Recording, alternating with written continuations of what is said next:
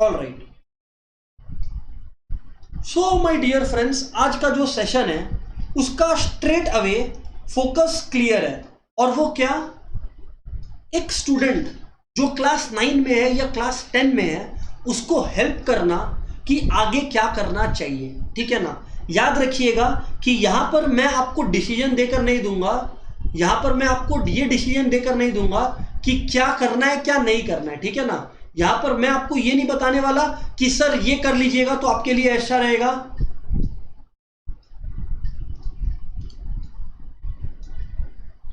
Okay, ध्यान से सुनना आप लोग।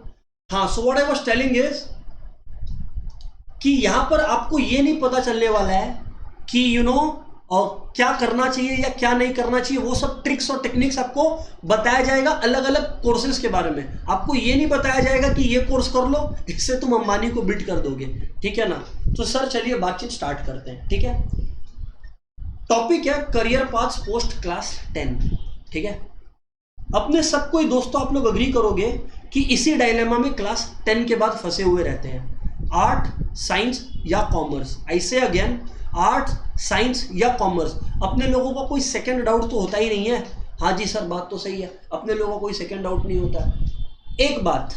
एक बात सर, लेकिन हम लोग तो सुने थे अपने भैया और दीदी से कि 11-12 के बाद हम लोग को डिसाइड करना है करियर में क्या करना है, तो अभी से हम लोग क्या सोचे इसके बारे में।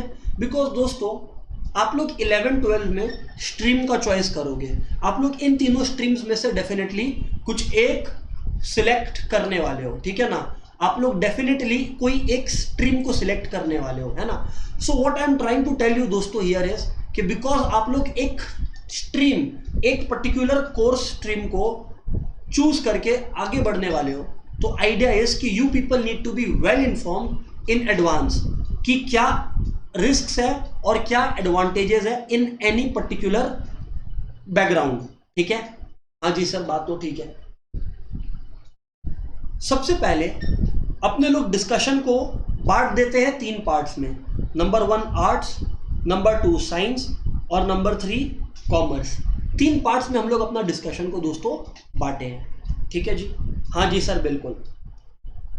अब अगर मैं आपसे बात करता हूं साइंस का, सर व्हाट इफ हम लोग सोचे कि क्लास 10 के बाद हम लोग को साइंस करना है, ठीक है। तो चलिए पहले आप लोगों को साइंस के बारे में थोड़ा सा इंसाइट देते हैं। आप लोग जानिए कि साइंस के बारे में आप लोग किस तरह से प्रोसीड कर सकते हैं। स्ट्रेट अवे अगर बताएं दोस्तों, तो देखिए 11-12 में तो सब कोई सेम ही साइंस पढ़ा होगा लगभग, एक्सेप्ट 1 और 2 सब्जेक्ट का चॉइसेस।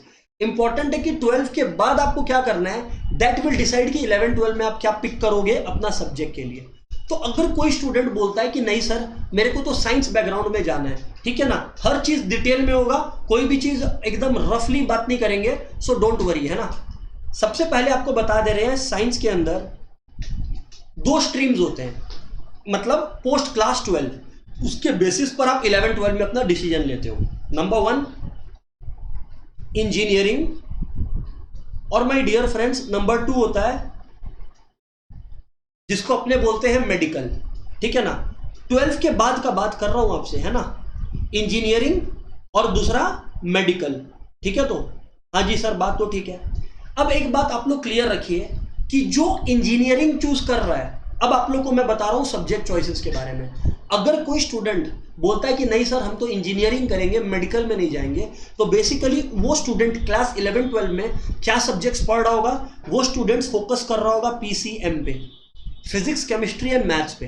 बाकी subjects keep aside. Career wise ये 3 जो सब्जेक्ट्स हैं वो मैटर कर रहे होंगे। पर अगर कोई स्टूडेंट बोलता है नहीं सर मेरे को मेडिकल बैकग्राउंड में जाना है in terms of doctor and so on and so fourth, तो फिर माय डियर फ्रेंड्स आप लोगों को पीसीबी, फिजिक्स, केमिस्ट्री, बायो, और काफी केसेस में मैथ्स होता है और काफी केसेस में मैथ्स नहीं होता, पर जनरली अगर बोले तो जनरली मैथ्स होता है, ठीक है ना। हाँ सर, लेकिन सर अगर कोई सोच रखा है कि साइंस करना है उसको, तो उसको क्या करना चाहिए, आई मीन सर इंजीनियरिंग के लिए जाना चाहिए या मेडिकल के लिए। अब देखो यहां पर कैसे करियर चॉइस अफेक्ट हो रहा है। 12 के बाद अगर आप इन दोनों में से कुछ करोगे, उसी हिसाब से तो आप अपना 11-12 का सब्जेक्ट को चूज करोगे ना सर। लॉजिकल है बात आपका। This is what I am trying to say here दोस्तों, कि अगर आपको लग रहा है कि बात लॉजिकल है, तो इसमें मेरे को ये नहीं बताना है कि विच वन इज बेटर और विच वन इज वर्स्ट। आप जिसमें जो बेटर करोगे you can excel in any particular field. पर हाँ, एक बात जरूर है, आउट ऑफ माई रिसर्च जो मैंने कंडक्ट किया, मैं आपके साथ वो जरूर शेयर करूंगा कि इंजीनियरिंग में क्या ऑप्शंस है और मेडिकल में क्या एक स्टूडेंट के पास ऑप्शंस रहते हैं। I will definitely want to share the same with you all. सबसे पहले आप लोग ये समझो कि इंजीनियरिंग जो होता है ना, अलग अलग ब्रांचेस में डिवाइडेड होता है। मतलब आप लोगों का मैकेनिकल हो गया, इलेक्ट्रिकल हो गया,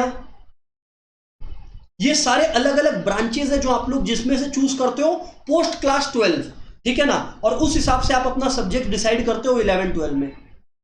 इलेक्ट्रिकल और एक होता है इलेक्ट्रॉनिक, ये अलग है, ठीक है। एक होता है केमिकल, और इस तरह से करते करते software, how can I forget software, specially in the world of information technology, है ना।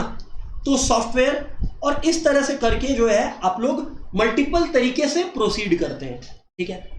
अब एक बात और, जो स्टूडेंट, सुनिएगा प्लीज ध्यान से, जो स्टूडेंट प्लान कर रहा है कि हम तो 12 के बाद इंजीनियरिंग करेंगे ना, वो 11 12 से प्रिपेयर करना शुरू करता है मेंस और एडवांस के लिए। इसको आईआईटी का एग्जाम्स आप लोग बोलना है तो आप लोग बोल सकते हो, इफ यू वांट यू में।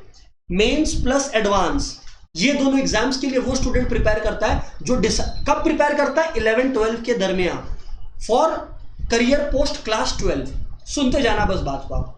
नंबर 2, लेकिन सर अगर हम लोग मेडिकल के लिए तैयारी कर रहे हैं तो हम लोग किस चीज को पढ़ेंगे? आई मीन टू आस्क, या यू मीन टू आस्क कि sir what are we going to exactly appear after class 12?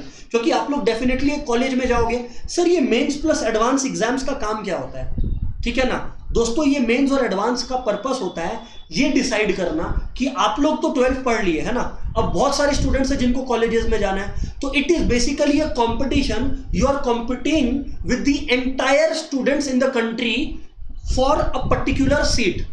एक एग्जांपल दे रहे हैं, आईआईटी खड़गपुर। अब आईआईटी खड़गपुर के एडमिशंस के लिए सीट्स तो 100 ही है, तो जो आप लोग टॉप परफॉर्म करोगे अपने मेंस और एडवांस लेवल पर, वही लोग सिलेक्ट होंगे। तो इस चीज के लिए आप लोगों को मेहनत अपना स्कूल स्टडीज के साथ साथ मेंस और एडवांस का 11 12 में ही करना होता है। ये बता दे आपको, ऐसा नहीं होता कि 12 के बाद ब्रेक लेंगे, थोड़ा सा गोवा ट्रिप मारेंगे और उसके बाद आके प्रिपेयर करेंगे, ऐसा जनरली नहीं होता। बाकी आपको ट्रिप पे जाना, आप जाइए, आपकी मर्जी, पहली बात। दूसरी बात, जो लोग मेडिकल एग्जामिनेशन देंगे या मेडिकल लाइन पे जाएंगे, मैं बता दूं,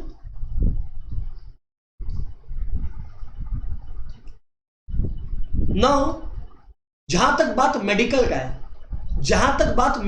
दोस्तों, आई विल टेल यू कि मेडिकल के अंदर क्या होता है।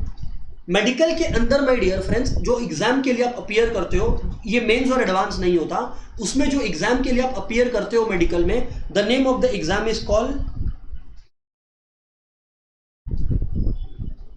NEET, NEET।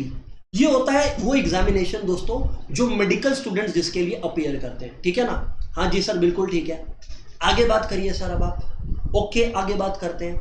ये था साइंस के स्टूडेंट्स किस सब्जेक्ट्स को पढ़ते हैं और किन किन करियर ऑप्शंस को चूज करते हैं। अच्छा, ये जो मैं टाइप्स ऑफ इंजीनियरिंग बोला हूं ना, इट इज एंडलेस, मतलब ये लिस्ट बहुत बड़ा है। I am just trying to restrict myself to a few, ठीक है ना, सारा बोलना मेरे को जरूरी नहीं लगा, but this is how it works. Summarise कर देते हैं आप लोग के लिए, क्या तो आप इंजीनियरिंग करते हो या मेडिकल। अगर मेडिकल भी करते हो तो बायोलॉजी एज अ सब्जेक्ट है, नहीं करते हो तो बायोलॉजी एज अ सब्जेक्ट नहीं है, पहली बात। दूसरी बात, आप जब इंजीनियरिंग का डिसाइड करते हो कि करोगे, तो आप प्रिपरेशन करते हो मेंस और एडवांस के लिए, JEE Mains, advance, IIT JEE, उसके लिए आप प्रिपेयर करते हो। लेकिन अगर आप मेडिकल का डिसीजन लेते हो कि यार मेरे को तो मेडिकल फील्ड में जाना है, तो आप 11 12 के दरमियान स्कूल के साथ साथ NEET नीट का प्रिपरेशन करते हो। एंड अकॉर्डिंगली फिर जिस तरह से आप मेरिट लिस्ट में प्लेस्ड हो या जिस तरह का परफॉर्मेंस करते हो, उस बेसिस पर डिसाइड करता है कि where you tend to stand, ठीक है ना। तो ये हो गया नीट और मेंस और एडवांस का। सर जी बात तो बिल्कुल क्लियर है, आगे बात करें अब आप। माय डियर फ्रेंड्स, एक बहुत ही ज्यादा रूमर जो हमारे टाइम से चल रहा था और शायद आप लोग के टाइम पे भी ये रूमर चल रहा है, वो ये है कि जो बेस्ट ऑफ द स्टूडेंट्स होते हैं ना, वो साइंस ले लेते हैं, जो उससे कम बेटर है वो लोग कॉमर्स में चले जाते हैं, और जो कोई कर्म के नहीं है वो आर्ट्स ले लेते हैं। मैं आपको बता दूं, it is just a cliché, ये जस्ट एक ट्रेडिशन है जो सेट हो गया है, बट इसमें आपको बता दें कि रियलिटी जीरो है। इसमें जो है आपको बता दें कि रियलिटी जो है बिल्कुल जीरो है। ठीक है, हाँ जी सर बिल्कुल। अब आप लोगों को आगे बताते हैं, अब आप लोगों को बताते हैं आगे, ध्यान से सुनिएगा। आर्ट्स, सर आप ये बोल रहे हो कि आर्ट्स भी लोग चूज करते हैं और आर्ट्स भी एक अच्छा करियर ऑप्शन देता है। मैं बोला अच्छा नहीं, बेहद अच्छा करियर ऑप्शन देता है। आपको एक इंटरेस्टिंग और एक फन फैक्ट बताते हैं कि जो बिहार जैसा स्टेट्स होता है ना, ये लोग maximum IAS IPS officers country को देता है। And how do they do it, मैं आपको बता दूं, because they choose the stream of arts.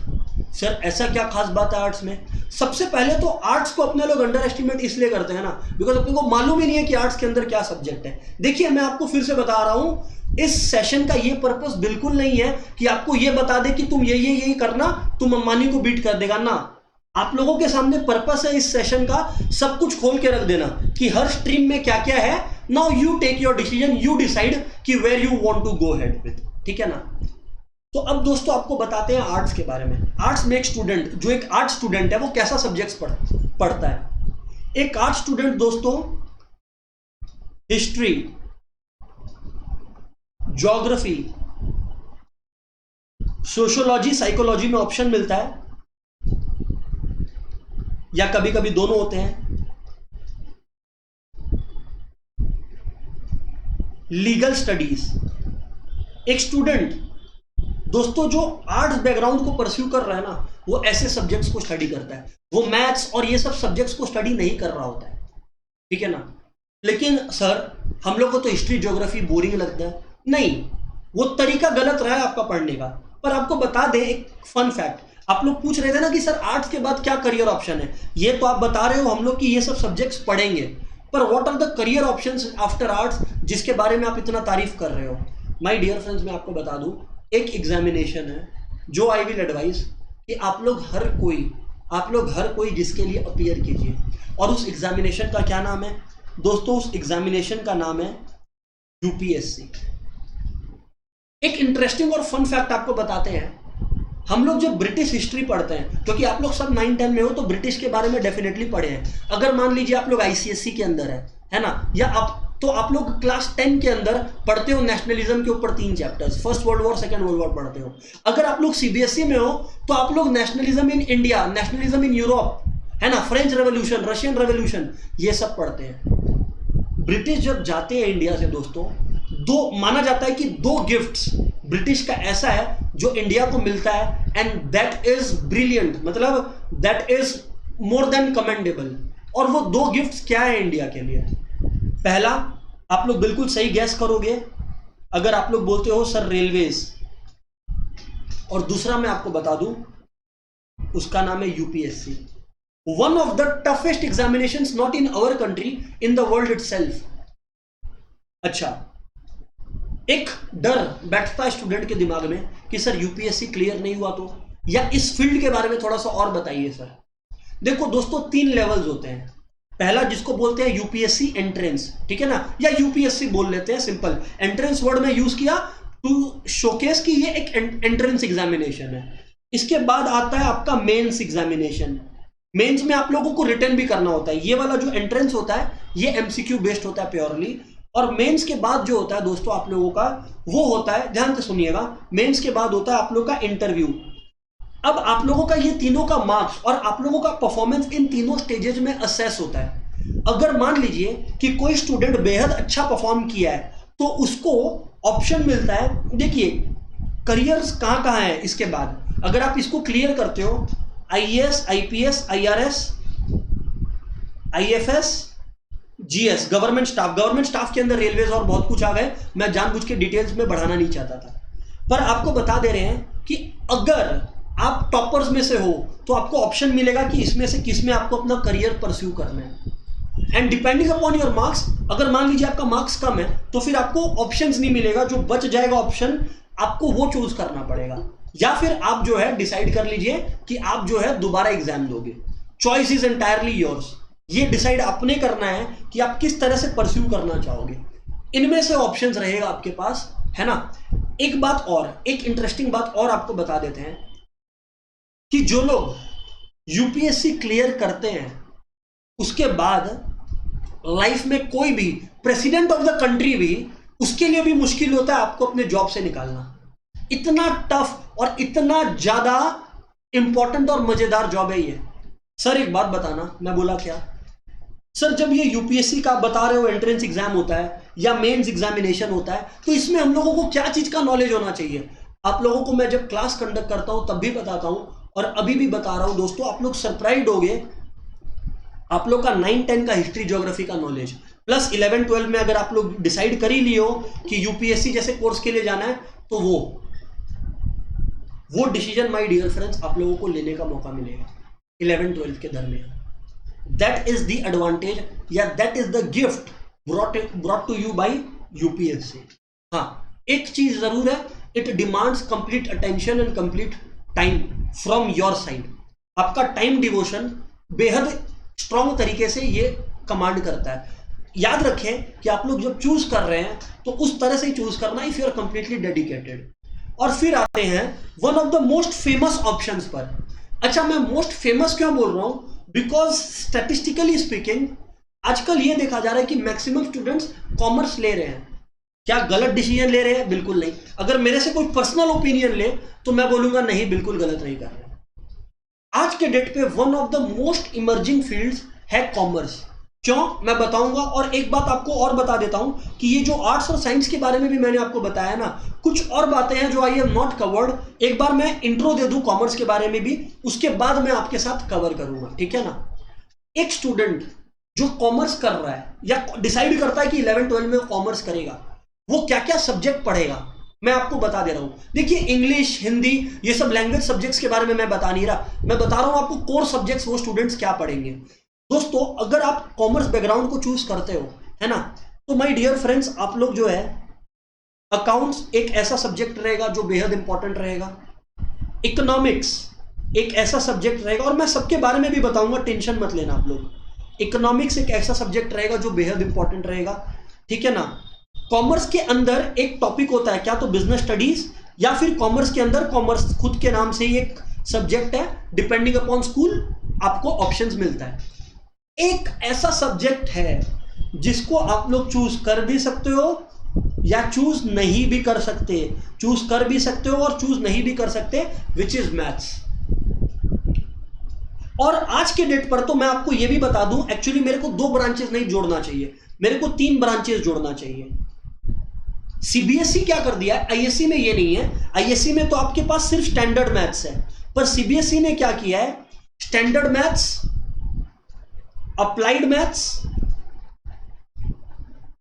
और नो मैथ्स, तीनों का ऑप्शन दे रखा है। एज ए स्टूडेंट आप तीनों में से कुछ भी चूज कर सकते हो, ठीक है। सबसे पहले तो दोस्त मैं बता दूं, after so many years of teaching और प्रोफेशनल जो भी मेरा एक्सपीरियंस रहा है, उसके दरमियान मैंने ये पाया है कि अगर कोई स्टूडेंट कॉमर्स लेने के बाद मैथ्स को इग्नोर कर रहा है, तो पर्सनली स्पीकिंग, है ना, एक्सेप्शंस भी हैं, मैं खुद ही एक्सेप्शंस भी बताऊंगा, पर पर्सनली स्पीकिंग वो स्टूडेंट करियर के साथ खिलवाड़ कर रहा है।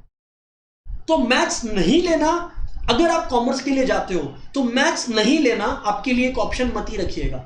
जस्ट बिकॉज आपको दिख जाता है कि मैथ्स नहीं लेंगे तो लाइफ 11-12 में बहुत इजी हो जाएगा, ठीक है, बढ़िया बात है, 11-12 में तुम एंजॉय कर लोगे, पर 12 के बाद बहुत सारे दरवाजे हैं तुम्हारे लिए जो बंद हो जाएंगे, बहुत सारे करियर ऑप्शंस हैं जो तुमको अच्छा लगेगा बाहर से, बट तुम घुस नहीं सकोगे because you don't have maths.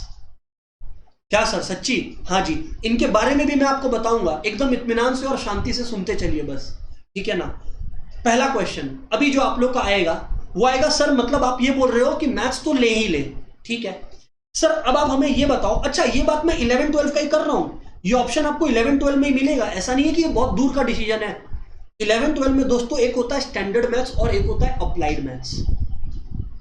Standard maths के अंदर आप ट्रिगोनोमेट्री, कैलकुलस, डिटेल्ड कैलकुलस को आप पढ़ते हो, बाकी सारे देखिए स्टैंडर्ड मैथ्स और अप्लाइड मैथ्स में अगर मैं बताऊं ना तो 50% ऑफ द सिलेबस में आपको बता दूं दोनों में कॉमन है। For example complex numbers, permutation, combinations, probability theory, ये दोनों में है। एक एग्जांपल दे रहा हूं, बट ट्रिगोनोमेट्री वो अप्लाइड मैथ्स के स्टूडेंट्स को नहीं करना पड़ता। कैलकुलस इन डिटेल्स, कैलकुलस करना पड़ता है अप्लाइड मैथ्स के स्टूडेंट्स को, पर इन डिटेल्स नहीं करना पड़ता दोस्तों। तो कहने का मतलब है हाँ, लेकिन अप्लाइड मैथ्स क्या करता है, applied maths races and games, ये सब जो है ना, ये सब चैप्टर्स, टाइम एंड वर्क, ये सब को एंजॉय करता है, इन एडिशन टू जो ऑलरेडी स्टैंडर्ड मैथ्स में भी है। ठीक है ना सर, एक बात बताना, क्या कॉलेजेस कुछ प्रेफरेंस सेट कर रखे हैं कि जो स्टूडेंट मैथ्स स्टैंडर्ड ले रखा होगा उसको ज्यादा प्रेफरेंस देंगे, या अप्लाइड मैथ्स जो ज्यादा लेगा उसको प्रेफरेंस देंगे?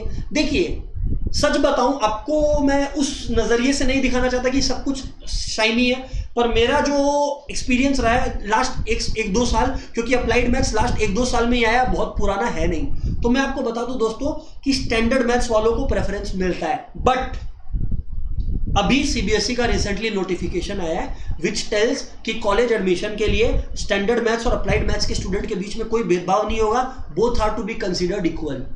ठीक है, but it is entirely your choice दोस्तों कि आपको स्टैंडर्ड मैथ्स लेना चाहिए या अप्लाइड मैथ्स लेना चाहिए। ठीक है ना, अगर मैं बताऊं, क्योंकि मैं लास्ट 8-10 साल से मैथ्स करवा रहा हूं, तो मैंने जो देखा है कि अप्लाइड मैथ्स का सिलेबस मेरे को ज्यादा लॉजिकल लगा, सुनो पूरा बात को सुन लेना, ज्यादा लॉजिकल लगा एक कॉमर्स स्टूडेंट्स के लिए। लेकिन मैं एट द सेम टाइम आपको यह भी बता दूं कि आईएससी स्टूडेंट्स को ऑप्शन नहीं देता है, पहली बात। दूसरी बात वही मैं बता रहा हूं, जानवी आपका एक क्वेश्चन आया था, जानवी वही मैं बता रहा हूं कि आईएससी में, क्योंकि आप 10 से आईसीएसई क्लियर किए, 11-12 में जब आप जाओगे माय डियर फ्रेंड, तो आपसे आईएससी काउंसिल, सीआईएससी काउंसिल केवल इतना बात पूछेगा कि भाई तुमको मैथ्स लेना है कि नहीं लेना, ये बता, इसमें तेरा घाटा मेरा कुछ नहीं जाता। ठीक है, बस ये वाला खेला है। लेकिन सीबीएसई में तीनों में ऑप्शन है। जो मैथ्स स्टैंडर्ड है सीबीएसई के अंदर, वही आईएससी का मैथ्स का सिलेबस है। पहली बात, मैंने जो देखा है आउट ऑफ द ईयर्स कि लास्ट 2 साल में अप्लाइड मैथ्स के सिलेबस को मैंने देखा बहुत ज्यादा इंटरेस्टिंग है और लॉजिकल है। क्योंकि आप बताओ, अगर एक स्टूडेंट कॉमर्स को पढ़ के जा रहा आगे, तो उसके लिए क्या काम है, ट्रिगोनोमेट्री पढ़ने का? बताओ, कोई काम नहीं है ट्रिगोनोमेट्री पढ़ने का, पर उसको पढ़ना पड़ता है। What I am trying to tell you is I am not criticizing, मैं अभी भी बता दे रहा हूं, मैक्सिमम स्टूडेंट्स लोग स्टैंडर्ड मैथ्स लेते हैं। ठीक है, टफ नहीं है, वेरी वेरी टफ नहीं है, बिल्कुल भी नहीं है, बट मैं जस्ट अपना ओपिनियन दिया कि अप्लाइड मैथ्स जो है एक कॉमर्स स्टूडेंट के लिए ज्यादा लॉजिकल है। पर अगर एट द सेम टाइम आप मेरे से पूछो कि सर मेरा मैथ्स अच्छा है या मैथ्स में कंफर्टेबल है, हमको डर नहीं लगता मैथ्स से, आप बताइए हम क्या ले, स्टैंडर्ड ले या अप्लाइड ले, तो मैं आपको बोलूंगा स्टैंडर्ड ले लो। आप लोगों का क्वेश्चन आएगा, सर स्टैंडर्ड क्यों ले ले, जबकि आप हमें ये बता दिए हो, जबकि आप हमें ये बोल दिए हो कि स्टैंडर्ड मैथ्स में कुछ 1-2 टॉपिक्स ऐसे हैं जो इलॉजिकल है, फिर भी हम लोग स्टैंडर्ड क्यों ले ले? क्योंकि कॉलेज प्रेफरेंसेस देते हैं स्टैंडर्ड मैथ्स में, और आगे जब आप लोग पढ़ाई करोगे तो स्टैंडर्ड मैथ्स का नॉलेज ज्यादा यूटिलाइज होगा कंपेयर टू अप्लाइड मैथ्स का नॉलेज। इस वजह से आई विल सजेस्ट यू कि आप लोग जो है, अगर अभी तक डिसाइड नहीं किए हो तो आप लोग स्टैंडर्ड मैथ्स के लिए जाना। हाँ, किसी को लगता है नहीं सर हमको एकदम प्योरली लॉजिकल स्टैंड पॉइंट से बात कीजिए, हम मैथ्स लेगा पर हमको लॉजिक चाहिए पूरा, हमको कहीं पे भी ना ऐसा कुछ नहीं चाहिए जो हम 12 के बाद नहीं लगा पाए। अगर किसी के अंदर ये फीलिंग है कि भाई हमको वो बताइए कि हम जो 12 के बाद नहीं लगा पाए वैसा हो ही नहीं, तो मैं बोलूंगा अप्लाइड मैथ्स ले लेना, otherwise go for standard math, क्योंकि आगे के जो कॉम्पिटिटिव एग्जामिनेशंस होते हैं ना, उसमें स्टैंडर्ड मैथ का सिलेबस से क्वेश्चंस आता है। आगे कॉम्पिटिटिव एग्जाम्स मतलब 12 के बाद जो आप कॉम्पिटिटिव एग्जाम्स देते हो, उसमें स्टैंडर्ड मैथ से जो है क्वेश्चंस आता है। ठीक है, ओके सर, ये तो हो गया कॉमर्स का, आप हम लोगों को 11-12 का दर्शन करा दिए। बट आप हमें ये बताइए कि करियर्स का क्या ऑप्शन है, 12 के बाद अगर हम लोग को कॉमर्स पिक करते हैं तो। और मैं आपको बता दूं, ठीक है ना, और ये बात मैं बता रहा हूं विदाउट एनी काइंड ऑफ बायस, ऐसा नहीं कि कोई बायसनेस है टुवर्ड्स कॉमर्स, नहीं, पर आज के डेट में truly commerce is one of the most emerging fields. I can say it with 100% surety कि आज के डेट पे जो है कॉमर्स जो है is one of the most emerging fields. 11-12 में आप कॉमर्स कर लिए, मान लेते हैं एक बार कि आप 11-12 में कॉमर्स लिए with maths, without maths not a sense, कोई सेंस ही नहीं अगर आप मैथ्स 11-12 में नहीं ले रहे हो। ठीक है ना, तो ये बात आप लोग समझ लीजिए, at least go for applied maths, लेकिन चूज मैथ्स। मैं बार बार बोल रहा हूं आपको, क्यों बोल रहा हूं अब आपको समझ में आएगा जब आपको यहां पर ये दिखेगा। सर अब आप जैसे आप बताएं आर्ट्स के बैकग्राउंड में कि 11-12 के बाद हम लोग यूपीएससी जैसे एग्जामिनेशंस के लिए अपियर करते हैं, या फिर आप कॉमर्स में या फिर आप साइंस में बताएं कि हम लोग इंजीनियरिंग, नीट या ये सब के लिए अपियर करते हैं। What about a commerce student sir? एक कॉमर्स स्टूडेंट कैसे अप्रोच करता है 11-12 के बाद, मैं आपको बताता हूं दोस्तों। सबसे फेवरेट जो स्टूडेंट्स का होता है, मैक्सिमम स्टूडेंट्स को मैं ये देखा हूं over the period of last 2 to 3 years कि बोलते हैं नहीं नहीं हम ये नहीं करेगा, and they and up doing that. ये स्टूडेंट्स फेवरेट है, और ठीक है वो रिस्पेक्ट डिजर्व भी करता है, ऐसी बात नहीं है। इसका नाम है चार्टर्ड अकाउंटेंसी। और कुछ स्टूडेंट्स सीए के साथ या सीए नहीं करके सीएस या सीएमए, जो कि आईसीडब्ल्यूए इंस्टीट्यूट ऑर्गेनाइज करता है, उसके लिए भी जाते हैं। सर तो हम लोग को कैसे पता चलेगा कि हम लोग को सीए करना है, सीएस करना है, सीएमए करना है, आईसीडब्ल्यू करना है? देखो इसका जवाब तो आप लोग को 11-12 का करियर काउंसलिंग सेशन में मिलेगा। बट अगर एकदम ब्रीफ में अगर मेरे को कोई बोले कि नहीं सर एकदम ब्रीफ में समझा दीजिए, तो एक सीए क्या होता है? Master of all. टैक्स में एक्सपर्टीज हासिल करता है, ये टैक्स और ऑडिटिंग में एक्सपर्टीज हासिल करता है, पर he is a master of all, क्योंकि सारे सब्जेक्ट्स में रगड़ के आपको पढ़ाया जाता है।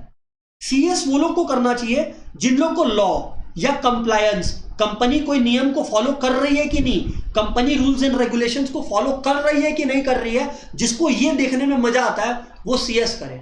और सीएमए में बेसिकली एक बड़ी इंडस्ट्री है, मान लो रिलायंस इंडस्ट्रीज, एक प्रोडक्ट का कॉस्ट कितना लग रहा है, आप लोग को लग रहा होगा मजाक है कि लेबर को ऐड करो, इसको करो, पर रियल लाइफ में ये कॉम्प्लेक्स चीज है। तो एक कॉस्ट ऑडिट से लेकर कॉस्टिंग का जितना भी इश्यूज होता है एक सीएमए करता है। पर माय डियर फ्रेंड्स, ये 3 तो मोस्ट पॉपुलर है, मोस्ट नोन है, इसीलिए आपको हर कोई बता देगा ये चीज। बट एक ऑप्शन है जो पर्सनली मैं बता रहा हूं मैं आपको, अगर कोई मेरे से मेरा पर्सनल ओपिनियन पूछे तो देखो मैं भी जो है, मैं आपको बता दे रहा हूं दोस्तों, मैं भी जो है करने का कोशिश, मेरे को पहले से डिसाइडेड था कि मेरे को पढ़ाना है, ठीक है ना। इस वजह से मेरे को एक ऐसा कोर्स करना था जो मेरे को वाइड लेवल ऑफ नॉलेज दे, इस वजह से मैं चार्टर्ड अकाउंटेंसी चूज किया। लेकिन मान लीजिए कि मेरे को इंडस्ट्री में जाके जॉब करना होता, तो अब जो मैं लिख रहा हूं आपके सामने मैं वो किया होता, और मैं स्टूडेंट्स को बताता हूं। अच्छा अगेन कोई बायस नहीं है मेरा, लेकिन द खराब थिंग इज कि किसी को अवेयरनेस नहीं है इसके बारे में, इसीलिए मैं इसके बारे में इतना जोर जोर से बोल रहा हूं। उसका नाम है दोस्तों इको ऑनर्स, इकोनॉमिक्स ऑनर्स। आज कोई स्टूडेंट को इको ऑनर्स करना है, उसको खाली 2 चीज में अच्छा होना पड़ेगा। Number 1 mathematics, number 1 maths, number 2 economics. अगर आप इन दोनों में अच्छे हो, आपको पता है जब आप लोग एंट्रेंस एग्जामिनेशन देते हो या किसी कॉलेज में जाते हो क्लास 12 के बाद इको ऑनर्स पढ़ने के लिए, तो वो लोग आपका मैथ्स का मार्क्स इंटू 2, इको का मार्क्स इंटू 2 करके देखते हैं। उनको बाकी सब्जेक्ट का मार्क्स से ज्यादा मतलब ही नहीं रहता, आप लोग ये समझ लीजिए बस। सर एक पर्सन जो इको ऑनर्स करता है, इसका काम क्या होता है? आज आप लोग सब कोई सिंपल से बात करता हूं, आईपीएल तो देखे हो? हाँ सर देखे। तो आप लोग को क्या लगता है जो ओनर्स है, मान लीजिए शाहरुख खान बैठा है और आईपीएल का ऑक्शन चल रहा है, तो शाहरुख खान के बगल में आप लोग देखो राउंड टेबल में और 4-5 लोग बैठे हैं, तो वो लोग 4-5 जन जो लैपटॉप पे बैठे हैं, क्या आपको लगता है वो लोग 4-5 जन मिलके पबजी, कॉल ऑफ ड्यूटी खेल रहे हैं? नहीं, वो लोग पबजी नहीं खेल रहे हैं, वो लोग इको ऑनर्स के स्टूडेंट्स हैं, इको ऑनर्स के एक्सपर्ट्स हैं, स्टैटिस्टिशियंस हैं, जो लोग डेटा कलेक्ट करते हैं हर प्लेयर पे और प्रेडिक्ट करते हैं कि ये प्लेयर बेटर परफॉर्म करने वाला है या ये खराब। मतलब इस हद तक बोला जाता है कि माना जाता है कि क्रिकेटर्स लोग अंदर खेल रहे होते हैं, पर जो स्टैटिस्टिशियंस लोग जो बैठे हुए रहते हैं उस पर्टिकुलर रूम में जहां पे ऑक्शन हो रहा है, वो लोग अपना गेम पहले से स्टार्ट कर देते हैं, वो लोग पहले से एस्टिमेट कर देते हैं कि ये प्लेयर अच्छा करेगा या ये खराब। ये एक छोटा सा एग्जाम्पल दिया। अब आप लोग बोलोगे सर हमको थोड़ी ना आईपीएल का ऑप्शन में बैठना है, जो आप इको ऑनर्स करवा रहे हो मेरे को, गलत। जो भी टॉप बैंक्स है, जितने भी बैंक्स है, आप लोग कितने भी बैंक का नाम ले लो, कोई भी बैंक, कोटक महिंद्रा, एसबीआई, कुछ भी, आरबीआई बोल लो, जो बैंक आपके मन में आता आप लोग बोल लो, बैंक के जो टॉप सीईओ या सीओएफओ है, जनरली देख लेना, आप लोग सर्च कर लीजिए, रिसर्च कर लीजिए, क्या तो वो लोग चार्टर्ड अकाउंटेंसी क्वालिफाइड लोग होते हैं या मैक्सिमम इको ऑनर्स क्वालिफाइड लोग होते हैं। Reason, they have a deeper understanding of the economy than anyone else could ever have। कोई भी हो, कितना भी इंटेलिजेंट हो, आप लोग को बता देते हैं आरबीआई के चेयरपर्सन जो भी पहले के गए सबके सब इको ऑनर्स क्वालिफाइड थे। कहने का मतलब है अगर आप लोग इको ऑनर्स करते हो तो इसका मतलब कोई भी बैंक आपका हाथ खोल के एकदम एकदम शौक से आपका स्वागत करेगा। हाँ, लेकिन इसका एक डिमांड है कि आप लोग अपने मैथ्स और इकोनॉमिक्स पर जो है मेहनत करें। नंबर 1। पॉइंट नंबर 2 पर आते हैं। सर एक बात बताना कि अगर हम लोग इको ऑनर्स करने का डिसीजन लेते हैं, एक एग्जांपल ले रहे हैं सर, हम लोग अगर इको ऑनर्स करने का डिसीजन लेते हैं तो हमारे कैलकाटा में, मैं कोई सिटी पर रेस्ट्रिक्ट होकर बात नहीं कर रहा, पर क्योंकि मैं ये सेशन कैलकाटा से कंडक्ट कर रहा हूं तो मैं कैलकाटा से बता रहा हूं, क्योंकि कुछ स्टूडेंट्स आप लोग में से जो कैलकाटा के बाहर से हैं। मैं बता देता हूं कि the proud thing to tell you here is कि कैलकाटा में इंडिया के one of the best eco honours के कॉलेजेस हैं। अगर आप ग्रेजुएशन लेवल पे इको ऑनर्स का बात करते हो तो the name of the college is Saint Xavier's. लेकिन मास्टर्स लेवल पर अगर आप लोग कोई बात करोगे मेरे से तो मास्टर्स लेवल पर आपका है हमारा ISI, Indian statistical institute. India में भरपूर है स्टैट्स के कॉलेजेस और इको ऑनर्स के कॉलेजेस, ब्रिलियंट और ब्रिलियंट प्रोफेशन है। हाँ, एक बात और बता देते हैं कि इको ऑनर्स में क्या है कि ऐसा ऑब्वियसली आप जितने एक्सीलेंट होंगे उतना बेटर आपको प्लेसमेंट मिलेगा, पर इको ऑनर्स में मैं आपको बता दूं जो मैंने देखा है लास्ट 2-3 साल में कि कोई अगर बेसिक अंडरस्टैंडिंग के साथ भी इको ऑनर्स को अच्छे से पढ़ लेता है ना, आपको मैं बता देता हूं कि उसका सैलरी एक स्टार्टिंग CA या CS से बेटर होता है। अगर बेसिक लेवल पे भी इको ऑनर्स कर ले तो, बहुत खराब करे तो that's a different story, basic level पे भी कर ले तो that is the level of eco honours.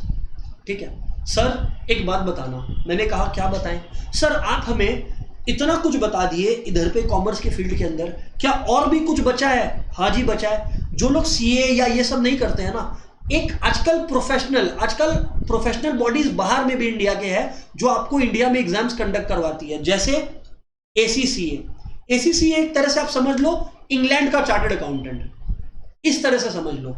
CPA USA का चार्टर्ड अकाउंटेंसी कोर्स जो इंडिया के अंदर ही होता है, इंडिया के अंदर बैठ के आप एग्जाम्स दे देते हो। एक और एग्जाम है CFA, जिसके बारे में मैं अभी जबरदस्ती का बात नहीं करूंगा, वो बहुत ज्यादा डिटेल्ड हो जाएगा, वो 11-12 के स्टूडेंट्स के लिए ज्यादा सूट करेगा, आप लोग के लिए नहीं। पर आप लोगों को ये पता रहना चाहिए कि 11-12 के बाद क्या ऑप्शंस हैं।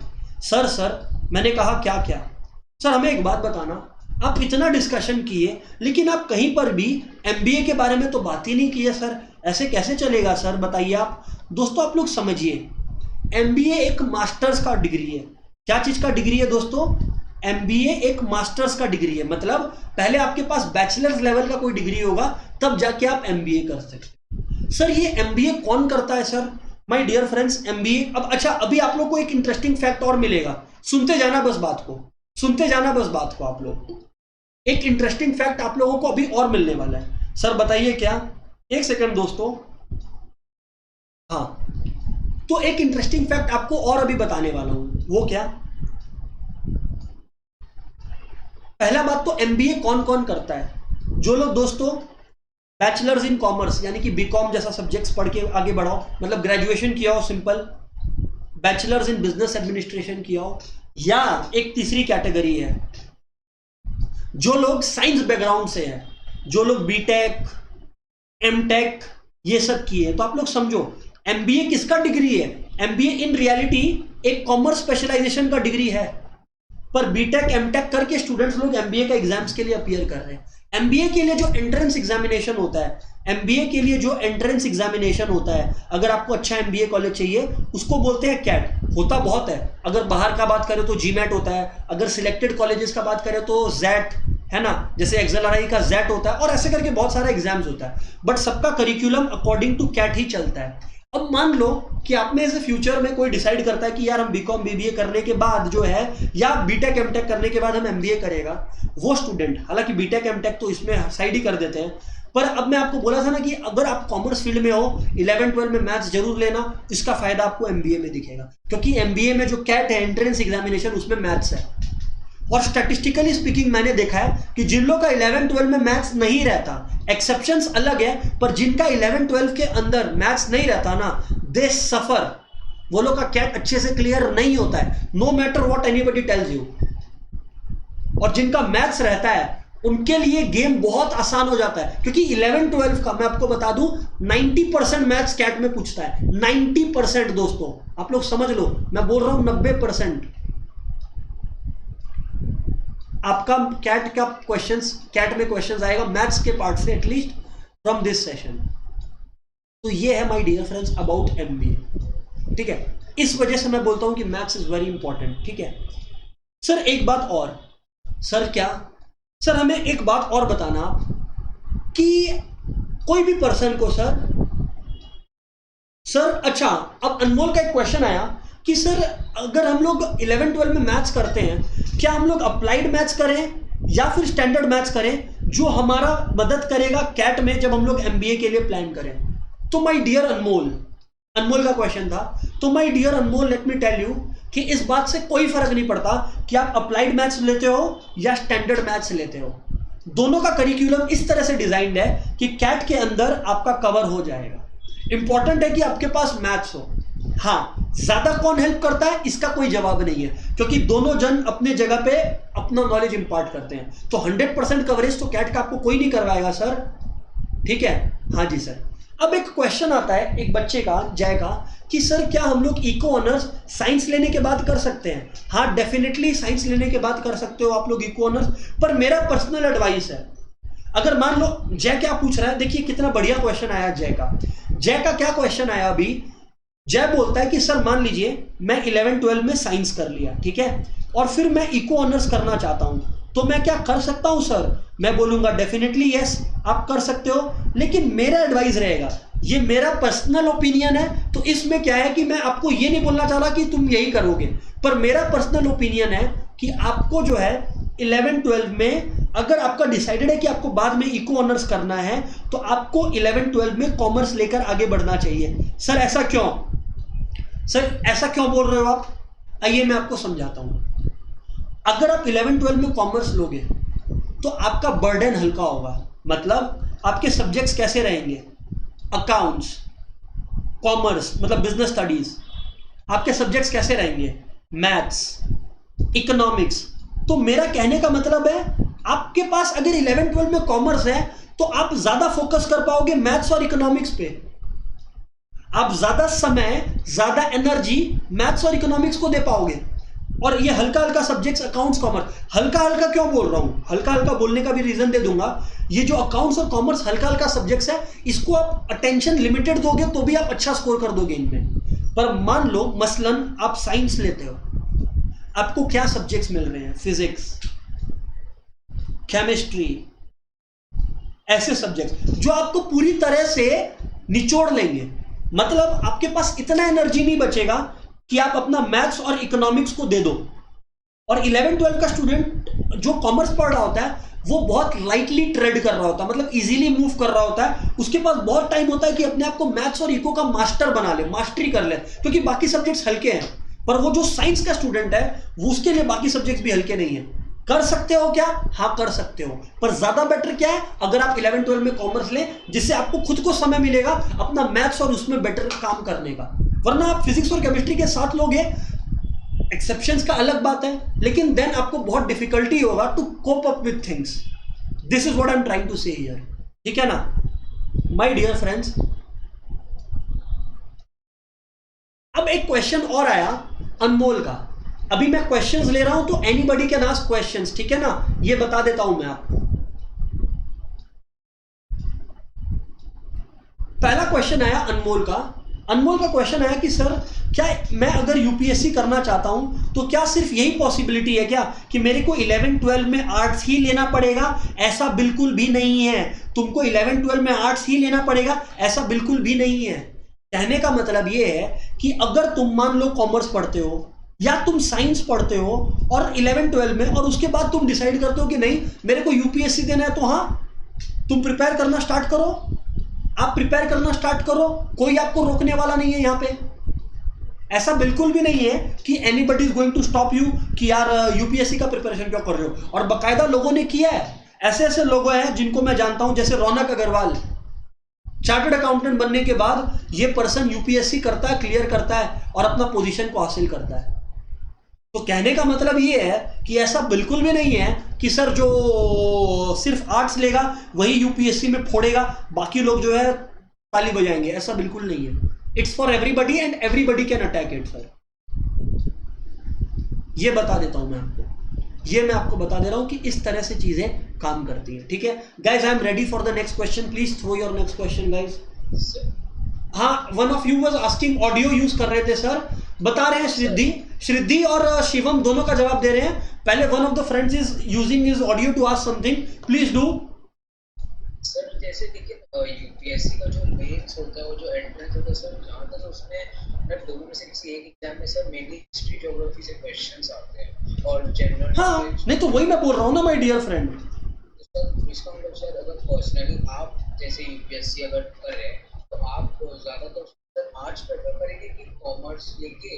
नहीं माय डियर फ्रेंड, अगर आप यूपीएससी करते हो ना, आपको स्पेशलाइजेशन का मौका मिलता है अनमोल मेंस के लेवल पर एंट्रेंस सबको देना पड़ता है, और उसमें फिर आपको क्या करना पड़ेगा अनमोल, आपको हिस्ट्री ज्योग्राफी और ये सारे जो आर्ट्स बेस्ड सब्जेक्ट्स है ना, इन सब के लिए आपको अलग से ट्रेनिंग लेनी होगी, आपको 6-6 महीने किताबें पढ़नी होंगी, फिर आप जाके यूपीएससी के लिए अपीयर कीजिए अनमोल। अंडरस्टूड? सर इसका मतलब डबल मेहनत हो गई, इससे बढ़िया आर्ट्स लेके दिस इज व्हाई, नहीं इसीलिए तो अनमोल माय डियर फ्रेंड मैंने यही तो कहा कि इसीलिए अगर यूपीएससी लेना है और यूपीएससी देना ये तय है, एकदम शिद्दत से सोच लियो, तो 11-12 में आर्ट्स लो, यही तो मैं बोल रहा हूं। ठीक है, अच्छा अब गाइस चैट में 2 क्वेश्चंस आए थे स्टूडेंट्स के, वो मैं बोलता हूं। सबसे पहले श्रिद्धि का आया था, सर फॉर कॉमर्स अगर हमें आगे कॉमर्स के लाइन में जाना है तो कौन सा बोर्ड बेटर है, आईएससी या सीबीएसई? तो माय डियर फ्रेंड मैं आपको बता दे रहा हूं, माय डियर फ्रेंड्स मैं आपको बता दे रहा हूं कि आईएससी एंड सीबीएसई दोनों इक्वली ब्रिलियंट है। आई से अगेन, आईएससी प्लस सीबीएसई दोनों में से कोई भी बोर्ड को आप सिलेक्ट कर लीजिए, बोथ आर इक्वली ब्रिलियंट। हाँ, एक एसिड टेस्ट जरूर है, अगर आपको यह डिसाइड करना है तो वो मैं आपको बता सकता हूं कि आप कैसे डिसाइड करें कि आप आईएससी स्कूल में 11-12 में पढ़ें या सीबीएसई स्कूल में। वो डिफाइनिंग फैक्टर है इंग्लिश। क्या आपको इंग्लिश पसंद है? अगर आपको इंग्लिश पसंद है तो my dear friends I will strongly tell you कि आप लोग जो है आईएससी के लिए जाइए। क्यों? क्योंकि आईएससी का English is way better than CBSE का इंग्लिश स्टैंडर्ड वाइज। बाकी सारे सब्जेक्ट सेम है। फॉर एग्जांपल मसलन जो इकोनॉमिक्स में आप पढ़ोगे सीबीएसई बोर्ड के अंदर, micro macro Indian economy, ISC में भी इकोनॉमिक्स में 11-12 में वही है, micro economics macro economics Indian economy. Accounts में जो आप 11-12 में पढ़ोगे सीबीएसई में एग्जैक्टली सेम आप 11-12 आईएससी में पढ़ोगे। मैथ्स में जो आप 11-12 में पढ़ोगे वही आप पढ़ोगे। हाँ, यहां पर एक डिफरेंशिएटिंग फैक्टर आ जाता है कि 11-12 में सीबीएसई स्टूडेंट के पास अप्लाइड मैथ्स का भी ऑप्शन होता है, आईएससी स्टूडेंट के पास नहीं है। आइदर टेक स्टैंडर्ड मैथ्स और डोंट टेक मैथ्स, ये वाला फर्क पड़ जाता है। So that is the differentiating criteria. मेरे को अगर कोई पूछे, मेरे को इंग्लिश अपने टाइम पे बहुत पसंद था, मैं बहुत अच्छे से पढ़ता था इंग्लिश को, इस वजह से मैं आईएससी स्कूल में, मैं आईसीएसई स्कूल में ही था और मैं आईएससी में ही कंटिन्यू किया। ये मेरा पर्सनल फेवरेटिज्म था टुवर्ड्स इंग्लिश, पहली बात। दूसरी बात, एक क्वेश्चन आया, sir what about computer stream, Shivam पूछ रहा है। So my dear friend Shivam, आपने बहुत ही बेहतर क्वेश्चन पूछा है, मजेदार क्वेश्चन पूछा है, और इसका जवाब भी आप लोग को हम दे देते हैं अभी। माय डियर फ्रेंड्स, एक बात आप लोगों को सभी को क्लियरली बता देते हैं, सुन लीजिए ध्यान से सुनिएगा, एक एक करके आंसर दे रहा हूं। पहले इस क्वेश्चन का आंसर देने दीजिए। हिमांगी, जय, मैंने आप लोगों का क्वेश्चंस देखा है, पहले इस क्वेश्चन का शिवम का आंसर देने दीजिए, और बहुत ही इंपॉर्टेंट बात है तो सुनिएगा बात को। अगर साइंस है, आप अगर साइंस बैकग्राउंड से हो, या आप कॉमर्स बैकग्राउंड से हो, या आप आर्ट्स बैकग्राउंड से हो, दोस्तों मैं बता दूं आप लोगों को, आज के डेट पे कोडिंग आना इज अ मस्ट। ऐसा नहीं है कि एक साइंस स्टूडेंट को कोडिंग आना चाहिए, ये पहले का थॉट प्रोसेस था। आज क्या थॉट प्रोसेस है कि चाहे आप कॉमर्स से हो या आर्ट से हो, आपको कोडिंग आना चाहिए, नंबर 1। नंबर 2, कोडिंग कब आना चाहिए वो इंपॉर्टेंट है, टाइमिंग इज ऑल्सो इंपॉर्टेंट। काफी बार मैं क्या देखता हूं कि कोडिंग के चक्कर में या कोडिंग सीखने के चक्कर में स्टूडेंट्स लोग अपना मेन सब्जेक्ट्स को कॉम्प्रोमाइज कर दे रहे हैं। Main subjects like maths, main subjects like economics, main subjects like accounts, वही पढ़ नहीं रहे हैं। दोस्त अगर आपको कोडिंग इंटरेस्टिंग लगता है, कॉन्ग्रेचुलेशंस, आपको सीखना चाहिए, बहुत आगे बढ़ना चाहिए, पर याद रखिएगा it shouldn't be at the cost of that. क्योंकि मैं आपको बता दूं आज के डेट पर आप चाहे जैसे मैं एक एग्जांपल देता हूं, मेरा एक फ्रेंड है वैभव, ठीक है ना, वो बैंगलोर में कॉर्पोरेट के लिए जॉब करता है, ठीक है ना, he is an MBA by the way, ठीक है। तो वो मुझे बताता है, वो कॉमर्स बैकग्राउंड से निकला, वो मुझे बताता है कि यार आज मैं जिन क्लाइंट से डील करता हूं उनको एक पर्टिकुलर तरीके का सॉफ्टवेयर डेवलप करवाना है, अकाउंट्स का सॉफ्टवेयर। अब वो अकाउंट्स में उनको क्या एंट्रीज करवानी है, कैसे कैलकुलेशन करवाना है, वो मैं समझता हूं, पर सॉफ्टवेयर में किस तरह से कोडिंग होगी मेरे को तो कोडर को समझाना पड़ेगा। तो इस वजह से मेरे को दोनों आना चाहिए। तो आज के डेट पर coding has become an essence. पर आप लोग सभी के लिए एडवाइजेबल है, जैसे मैं पर्सनली आपको एडवाइस करूंगा कि जब आप लोग अपना 11-12 कर लो और जब आप लोग ग्रेजुएशन के समय में हो ना, तब आप लोग कोडिंग सीखो, क्योंकि तब आप लोगों का दिमाग भी उतना इवॉल्व हो चुका होगा मैथमेटिकली स्पीकिंग, और एट द सेम टाइम तब आप लोगों के पास इंसेंटिव भी रहेगा कि यार हम कोडिंग सीखेंगे तो मेरे को ये फायदा होगा। This is why I personally have a favouritism कि 12 के बाद आप लोग कोडिंग पर मेहनत करें, ना कि अपना 11-12 को कॉम्प्रोमाइज करें। हाँ, अगर आप में से कोई सुपर इंटेलिजेंट है, सुपर ब्रिलियंट है, तब तो फिर आप सब कुछ सीख लो एक साथ, कोई टेंशन वाली बात नहीं है। एक क्वेश्चन आया था हिमांगी का कि सर मेरे को कॉर्पोरेट लॉ करना है तो मेरे को क्या करना चाहिए। अगर हिमांगी आपको कॉर्पोरेट लॉ में स्पेशलाइजेशन करना है तो आपका बेस्ट बैकग्राउंड या आपके लिए बेस्ट करियर पाथ है आप 11-12 में कॉमर्स परस्यू करेंगे, और फिर बियॉन्ड दैट सीए या सीएस या दोनों, या क्यों काफी लोग दोनों भी करते हैं, या दोनों आपको वो परस्यू करना चाहिए। कॉर्पोरेट लॉ में इससे ऊपर कोई डिग्री नहीं है। कॉर्पोरेट लॉ में इससे, आप कॉर्पोरेट बोले हो इस वजह से मैं बोला हूं, कॉर्पोरेट लॉ में इससे ऊपर कोई डिग्री नहीं है, सीए प्लस सीएस से ज्यादा, ठीक है। उसके बाद लोग एलएलबी के लिए भी जाते हैं, लॉयर्स का कोर्स के लिए, which is also very good, ठीक है, which is also very good. But अगर किसी को कॉर्पोरेट्स का नॉलेज चाहिए तो सीए और सीएस से बेहतर तो कुछ भी नहीं है, ठीक है। एक क्वेश्चन दोस्तों जैक आया था, मैं बता दूं आपको, sir other than engineering and medical what else can we do after taking science. तो सर मेडिकल और इंजीनियरिंग के बाद अगर आपको सोचना है, जय पूछ रहा है कि सर साइंस में मैंने मेडिकल या इंजीनियरिंग आप बताए, आप डिवाइड कर दिए, हम लोग और क्या कर सकते हैं। जय अब साइंस के बाद मेडिकल, इंजीनियरिंग, इको ऑनर्स भी मैं आपको बता दिया। काफी लोग ऐसा करते हैं कि साइंस छोड़ देते हैं, सर साइंस छोड़ देते हैं और कॉमर्स में आ जाते हैं। काफी स्टूडेंट्स मैंने ऐसे देखा है, सीए ये सब कर लेते हैं। और एक पर्टिकुलर प्रोफेशन है जिसका मैं तो पर्सनली बहुत बड़ा फैन हूं, वो है आर्म्ड फोर्सेस। साइंस के स्टूडेंट्स और आर्ट्स के स्टूडेंट्स काफी हद तक आर्म्ड फोर्सेस में जाते हैं, जहां पे अलग अलग यूनिट्स होती है एनडीए के अंदर, ठीक है ना, नेशनल डिफेंस एकेडमी के अंदर बहुत सारे ऑप्शंस दिए जाते हैं उनको वहां पे काम करने के लिए। पर ऊपर से बात करें तो इंजीनियरिंग और मेडिकल के दरमियान ही आप ऑपरेट करोगे। बाकी अगर आपके पास और टैलेंट है तो उस अनुसार आपको काम मिलेगा। शिवम का एक क्वेश्चन है, 1 मिनट रुक जाइए। Sir if we want to score good in all subject to choose engineer और we should attain focus to physics, chemistry and maths. देखिए अगर आपको इंजीनियरिंग में बेहतर करना है तो आपका काम आने वाला है फिजिक्स, केमिस्ट्री, मैथ्स, शिवम।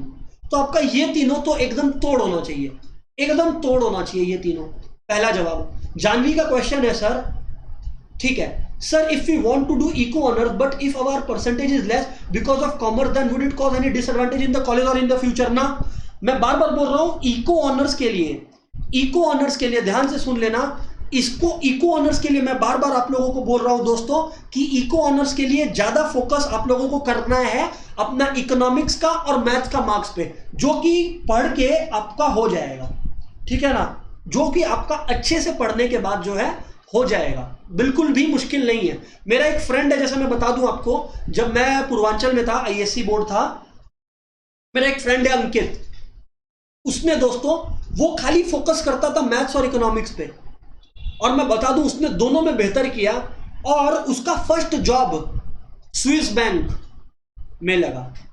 और आप लोग सब कोई उतने ही ब्रिलियंट हो, क्योंकि मैं तो अंकित को पर्सनली देखा हूं ना, तो जितना ब्रिलियंट वो था आप लोग सारे के सारे, एटलीस्ट मेरे जो स्टूडेंट्स मैं जिनको जानता हूं except a few new students, सारे के सारे इक्वली ब्रिलियंट हो। कंसिस्टेंसी वाज द की, और वो भी कॉमर्स लेके किया।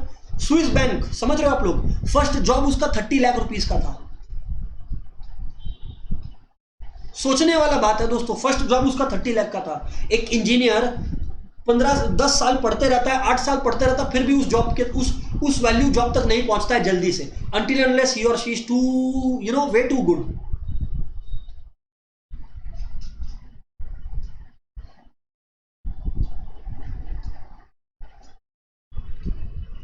अच्छा, आज की डेट पर एक मस्त क्वेश्चन आता है स्टूडेंट का, और ये मेरे को दृष्टि ने अभी पूछा है, जैसा कि मैं देख पा रहा हूं, कहीं मैं नाम तो गलत नहीं बता रहा, एक बार चेक करने दीजिए, दृष्टि है बिल्कुल। दृष्टि मेरे से पूछ रही थी अबाउट सर आईपी मैट के बारे में, सर हमें कुछ बताना, आईपी मैट के बारे में हमें कुछ बताना। ये आजकल आईपी मैट जो है बहुत ज्यादा फेमस हो रखा है।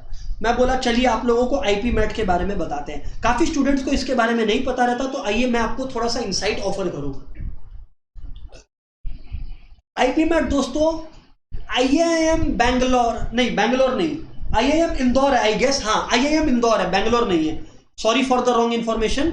आईआईएम इंदौर जो है एक ऐसा एग्जाम है आईपी मैट, ये भी LR logical reasoning skill based examination है, जो एक स्टूडेंट क्लास 12 पास करने के बाद देता है, एंट्रेंस एग्जामिनेशन है।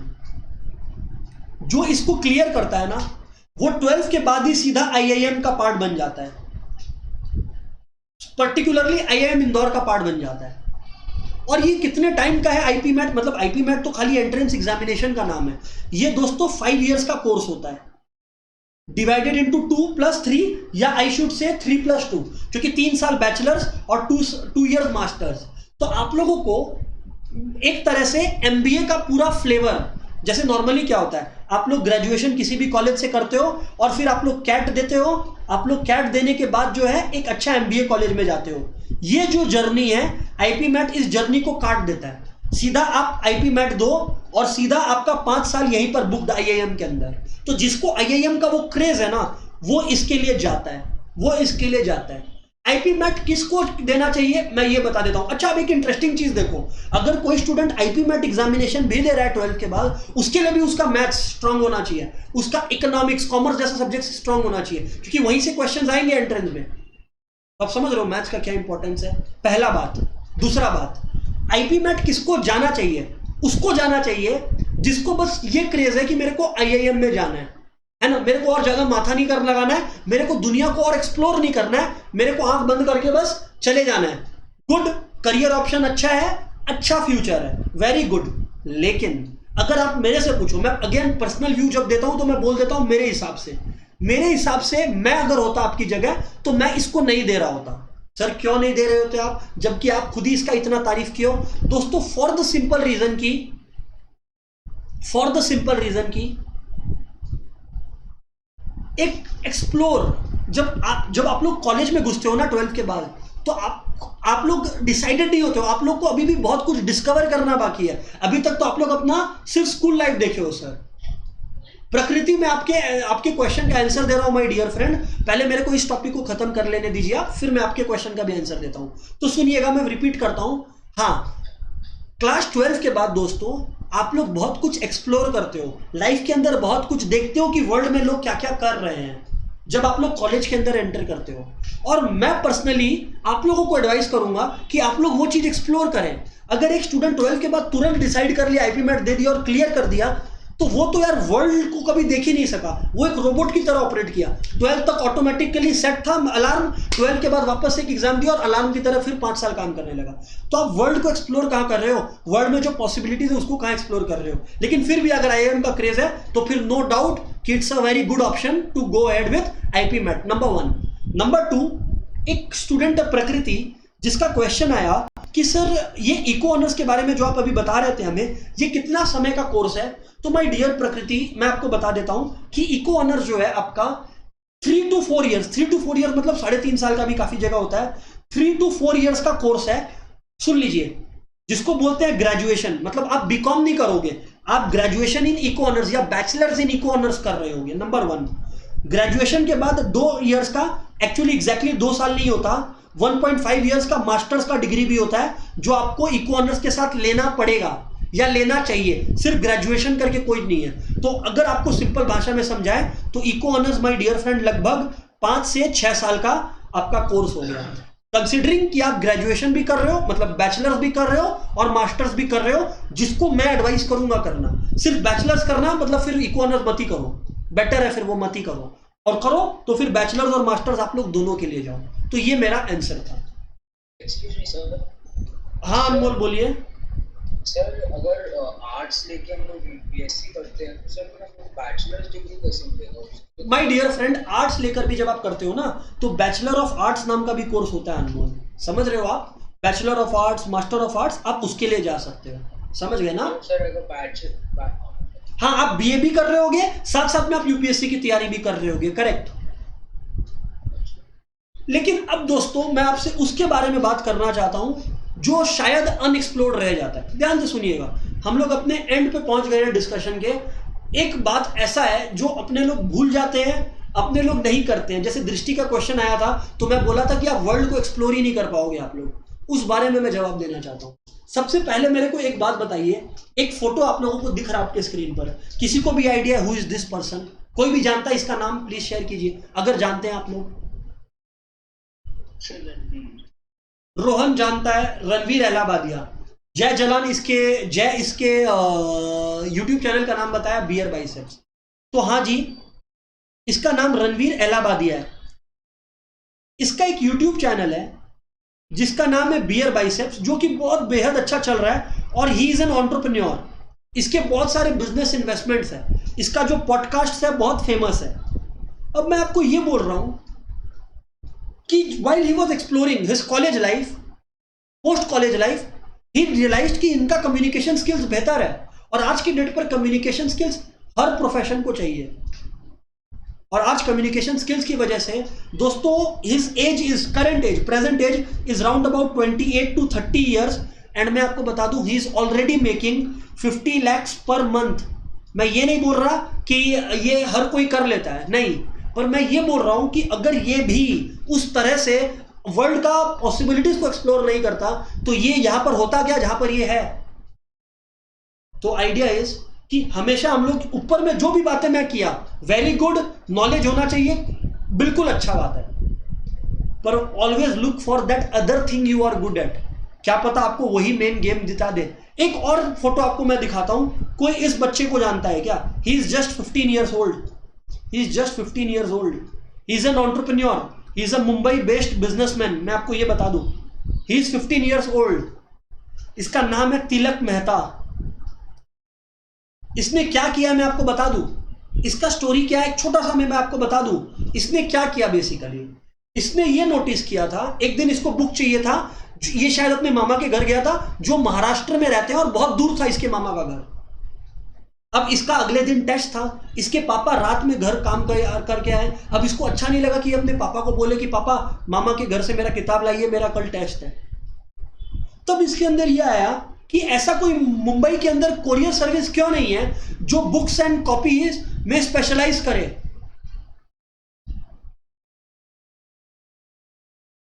और इसका फोकस था कि ये जो डिलीवरी है ये सेम डे होना चाहिए। कोरियर सर्विस में महाराष्ट्र में डिले नहीं होना चाहिए, सेम डे डिलीवरी होना चाहिए। इस लड़के ने क्या बुद्धि लगाया पता आपको? इसने ये बुद्धि लगाया कि जो मुंबई के डब्बा वालाज है, जो घर घर खाना पहुंचाते हैं, जो लोग आज तक लाइफ में लेट नहीं किए हैं डिलीवरी करने में, उनको इस्तेमाल किया जाए, उनसे टाई अप किया जाए, उनसे एसोसिएट हुआ जाए और फाइनली अपना काम बनाया जाए। सोचिए किस तरह से ये ट्रेस किया कि डब्बा वाला तो ऑलरेडी घर घर तक पहुंचते हैं, पूरा मुंबई कवर करते हैं, तो डब्बा वाला को क्यों ना यूज करें। पेपर्स एंड पार्सल्स इनके कोरियर ऑर्गेनाइजेशन का नाम है, जिसका एक्सपेक्टेड रेवेन्यू इस ईयर 100 करोड़ रुपीस है। अपने लोग सोचते हैं कि अपने एज के बारे में क्यों बात कर रहे हैं, है ना? अपने लोग सोचते हैं कि सर हम लोग तो अभी खाली 15 या 16 साल के हैं और आप अभी से हम लोग को करियर के बारे में गाइड कर रहे हो। तो here is a guy who is already, और मैं पर्सनली इससे बहुत इंस्पायर होता हूं, ऐसे बच्चों से या ऐसे लोगों से जिससे मैं सीख सकूं। He is running a bloody 100 crore business. तो दोस्तों what I am trying to say is we must also ensure कि हम लोग एक्सप्लोर कर रहे हैं पॉसिबिलिटीज को। कोर्स करना है उसके बारे में तो मैंने आपको पूरा नॉलेज दे दिया, पर उसके साथ साथ अपना एक्सप्लोर करने का जील को मत मरने दीजिएगा, वरना दिक्कत हो जाएगा। एक कोट है लास्ट में जो इब्राहिम लिंकन का है, the best way to predict the future is to create it. ठीक है, so my dear friends, hopefully आप लोगों के लिए ये सेशन प्रोडक्टिव रहा। और ज़्यादा बोलेंगे तो आप लोग पक जाएंगे, अगर ऑलरेडी नहीं पक गए हो तो। So that's it for the day my dear friends, tata everybody. Thank you sir. Thank you sir. Welcome, bye bye. Thank you.